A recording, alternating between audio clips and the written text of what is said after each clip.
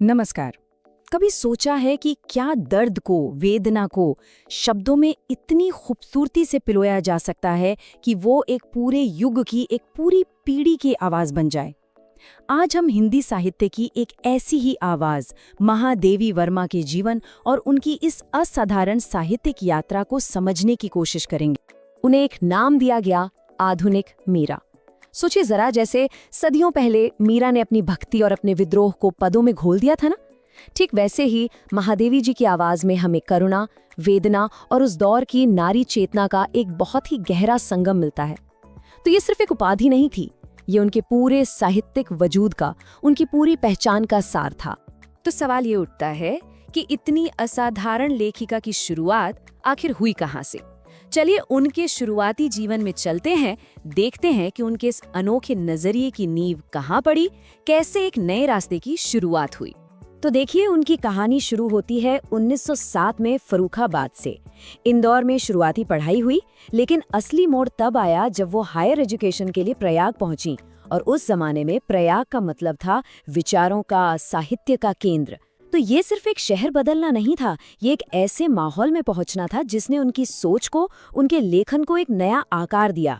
और देखिए, वो सिर्फ शिक्षा लेके रुकी नहीं, बल्कि आगे चलकर प्रयाग महिला विद्यापीठ की प्रिंसिपल बनी। मतलब उन्होंने खुद तो सीखा ही, दूसरों के लिए भी शिक्षा के दरवाजे खोल दिए। अच्छा, अब यहाँ एक बहुत ही दिलचस्प बात है, वो है उनके घर का माहौल।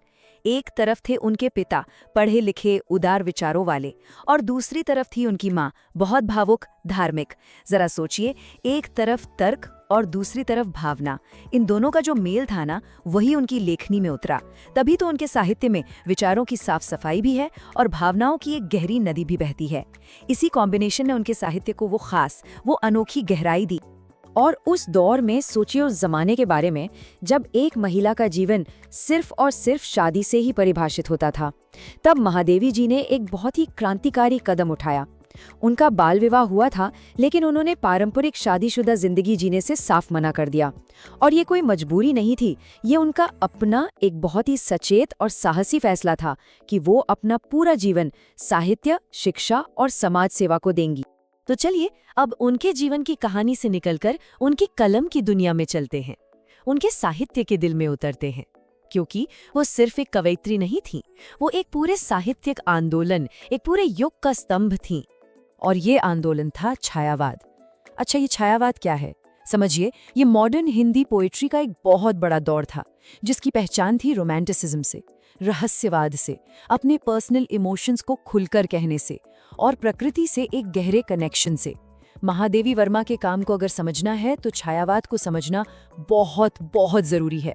और आप देखिए, अगर छायावाद को एक बहुत बड़ी इमारत की तरह देखें तो उसके सिर्फ 4 ही मुख्य खंभे माने जाते हैं: जयशंकर प्रसाद, सूर्यकांत त्रिपाठी निराला, सुमित्रा नंदन पंत और चौथी खुद महादेवी वर्मा।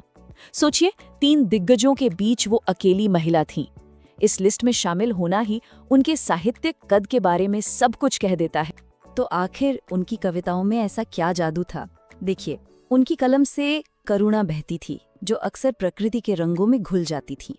उनकी कविताओं में एक रहस्यवाद था, एक मिस्ट्री थी, जो सीधे सीधे ईश्वर से नहीं, बल्कि किसी अनजान, किसी असीम प्रियतम से बात करती थी। और इन सब के बीच में एक स्त्री के मन की आवाज गूंजती थी। और ये सब कुछ एक ऐसी संगीतमय भाषा में लिखा गया था जिसे आप पढ़ते नहीं हैं, जिसे आप महसूस करते हैं, गुनगुनाते हैं। उनके जो काव्य संग्रह हैं, निहार, रश्मि, नीरजा, दीपशिखा, इनमें से हर एक अपने आप में एक मील का पत्थर है। लेकिन इन सब के शिखर पर है यामा। यामा वो किताब है जिसमें उनकी कविताओं का, उनकी वेदना का, उनकी फिलॉसफी का पूरा सार समाया हुआ है। और इसी एक कृति के लिए उन्हें भारत के सबसे बड़े साहित्यिक सम्मान ज्ञानपीठ पुरस्कार से नवाजा गया। लेकिन कहानी सिर्फ कविताओं पर खत्म नहीं होती। महादेवी वर्मा सिर्फ एक कवयित्री नहीं थी, उनकी कलम ने गद्य में, मतलब प्रोज में भी सामाजिक बदलाव की एक मशाल जलाई थी। आइए अब उनके इस पहलू को भी देखते हैं। उनकी कलम की खासियत देखिए, वो सिर्फ इंसानों के बारे में नहीं लिखती थी, वो बेजुबानों की आवाज भी बनती थी। हम में से कई लोगों ने स्कूल में पढ़ा होगा, कौन भूल सकता है उस नन्ही सी गिलहरी गिल्लू को, या उस शाही मोर नीलकंठ को। सोना हिरणी और गौरा गाय, ये सिर्फ जानवर नहीं थे, ये उनकी कहानियों के किरदार थे। और महादेवी जी का कमाल यही था कि वो इन जानवरों की आंखों से हमें इंसानी भावनाओं की सबसे गहरी, सबसे सच्ची परतें दिखा देती थी। और फिर आती है ये किताब, श्रृंखला की कड़ियाँ। जरा इसके नाम पर गौर कीजिए, श्रृंखला की कड़ियाँ मतलब गुलामी की जंजीरों की कड़ियाँ। ये सिर्फ कुछ निबंधों का कलेक्शन नहीं था, ये एक तरह का घोषणा पत्र था। इसमें उन्होंने महिलाओं को बांधने वाली सामाजिक कुरीतियों पर इतनी हिम्मत से, इतनी बेबाकी से लिखा कि इस किताब को आज भी हिंदी में फेमिनिस्ट लिटरेचर की पहली और सबसे मजबूत आवाज माना जाता है। और ये समझना बहुत जरूरी है कि वो जो लिखती थीं, वहीं जीती थीं। उनकी कथनी और करनी में कोई फर्क नहीं था। वो जिंदगी भर एक टीचर रहीं, एक सोशल एक्टिविस्ट रहीं और खासकर महिला शिक्षा के लिए उन्होंने बहुत काम किया। गांधी जी के जो आदर्श थे ना, सादगी और सच्चाई, वो उनके जीवन का हिस्सा बन चुके थे। इसीलिए कहा जाता है कि उनका साहित्य और उनका जीवन ये दो अलग अलग चीजें नहीं है, बल्कि एक ही सिक्के के दो पहलू हैं। तो ऐसा जीवन और ऐसा साहित्य, जाहिर है कि देश ने उन्हें बहुत सम्मान दिया। चलिए अब उनकी इस विरासत और उन सम्मानों पर एक नजर डालते हैं जो उनके काम को हमेशा के लिए अमर बनाते हैं। देखिए, उनके योगदान को देश ने कैसे सराहा। उन्हें साहित्य अकादमी फेलोशिप मिली, भारत का सबसे बड़ा साहित्यिक सम्मान ज्ञानपीठ पुरस्कार मिला, फिर देश के तीसरे सबसे बड़े नागरिक सम्मान पद्म भूषण से नवाजा गया और उनके जाने के बाद उन्हें पद्म विभूषण भी दिया गया। ये सिर्फ अवार्ड्स की लिस्ट नहीं है, ये इस बात का सबूत है कि महादेवी वर्मा की आवाज पूरे राष्ट्र की आवाज बन चुकी थी। फिर वो दिन आया 11 सितंबर 1987, जब उनका देहांत हो गया। और उस दिन हिंदी साहित्य के आसमान ने अपना एक सबसे चमकता हुआ सितारा खो दिया। वाकई एक युग का अंत हो गया।